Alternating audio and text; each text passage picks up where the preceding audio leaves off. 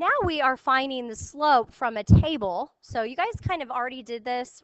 You're going to find the change in your y's, and you're going to be trying to find the change in your x's. So I see first, I would just call this, if you want to label it, you can, x and y. So the change here is 50. I'm going up by 50s, and that is constant. So plus 50, etc. And then the y's, it looks like, what are we doing? We are adding 12 each time. So if I were to simplify that, remember it's going to be the change in the y, or the 12, all over 50, and that does simplify down to, oops, not even 6/25, more, right?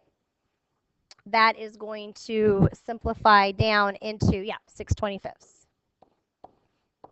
Final answer. So you should make sure that you just get in the habit of simplifying, and again, change in the y's over the change in the x's. That's opposite of the way that you would graph an ordered pair. How do I find the slope and y-intercept in a sequence? When you're looking at the sequence, if you start with the same amount of change, then your first term is your zero term. I'm talking about the first term in the sequence. Let me explain.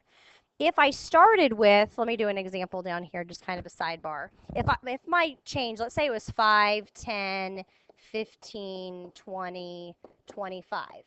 My change is positive 5, positive 5, positive 5. We see that that is true.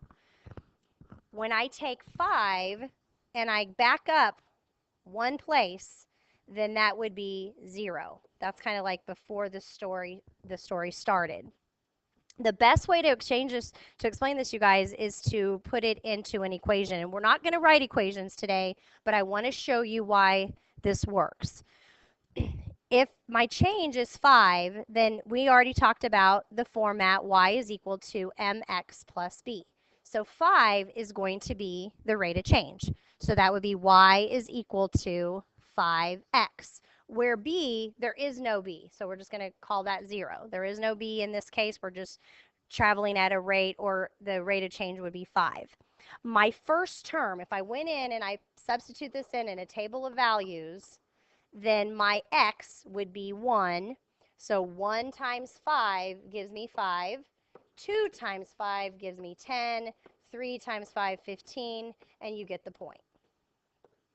So what works here is that my rate of change was 5. I didn't have to add anything to it. All I did was find the first term, the second term, the third term, and the fourth term. Well, then came this example. We'll call this example A. Example A is going to be a little different. So we already said that we know our change is 5, right? I just wanted to kind of be consistent with that idea. The problem is that when I back up, 7 minus 5 is 2. So that's the place that I would have to start with. I know we don't have to write an equation, but my equation would be y is equal to 5x, and my starting point, or b for beginning, would be a positive 2. So what does that mean? That I'm adding 5, and I'm sorry, it's a rate of change of 5, but that we actually started with 2 to begin with. So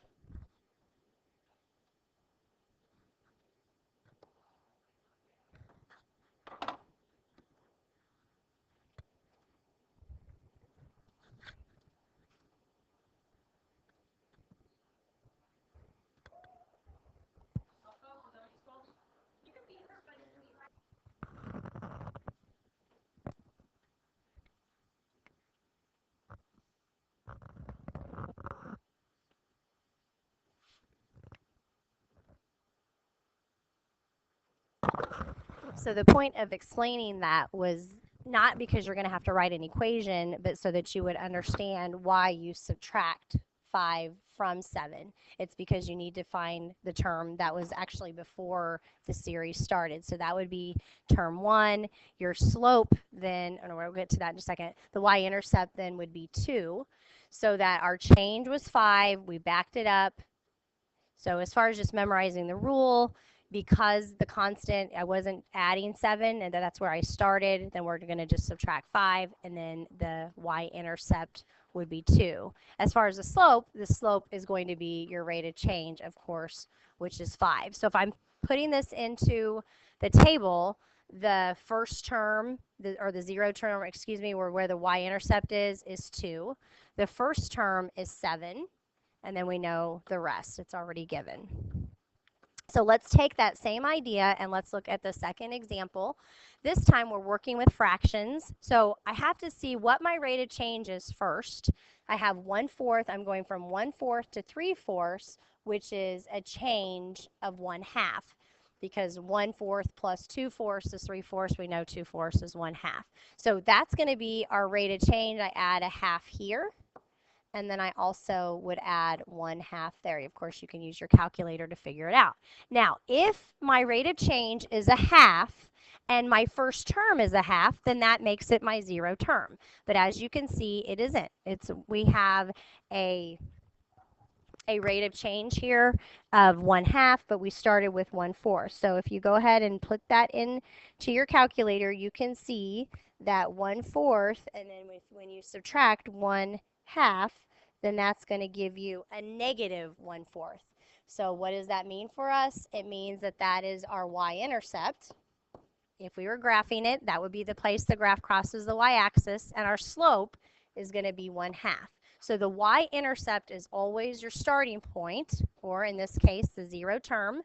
So the first term is just our list of numbers, the 1/4, 3/4, 1 1/4, and then 1 3/4. So you don't have to write an equation today, but I just wanted to explain it to you that that's the reason that you're backing up. If you want to just memorize the rule, that of course is fine as well.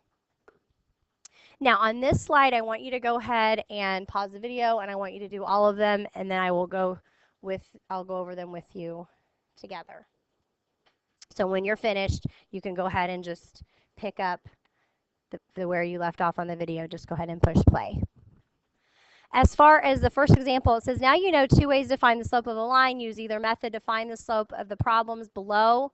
As far as the slope, if you're given a graph, then I could just take these 2 points. I could take the 1, 2, 3, 4, the 4, 2, and I could take the -2, -2. I could take that point and then use the slope formula, or I could just count it. So when I'm given a graph, I choose to count. So you're going to go down, because I noticed that it is a negative slope.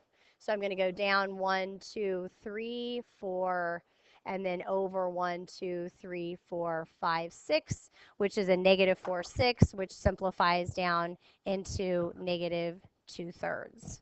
So you do need to make sure that you're simplifying. And then also, before you go to the next example, always ask yourself, was my line going up or down? If it's going up, it's a positive slope. If it's going down, then it's a negative slope. On number 3, let's take a look. It says 2, 1. So that means that I was rising 2 and I was running 1. We have to go in the elevator first before we can run. So that's just, and make sure you simplify that down to 2 rather than 2 over 1. On this, we just have a series, just a sequence, so all we're doing is just subtracting 6 each time. You don't have to find the slope or anything on that one. You just have to say what your rate of change is. So the slope would be a -6. On this example now, this is where we get into using the formula. So you would be doing 2 minus 6. You would be doing 3 minus 5. So you end up with a -4 over -2, which simplifies down to 2. And then the last example, once again, it's your change in your y's over your change in your x's. So you've got a -5 minus 4. And then 2 minus a -4. So what you would do if you're confused on that, you have a -5 minus 4, and you have a 2 minus a -4. So -5 minus 4 equals -9, and then 2 plus 4 is 6, and then that simplifies down to -3/2. And that's going to do it for finding slope with the given different methods.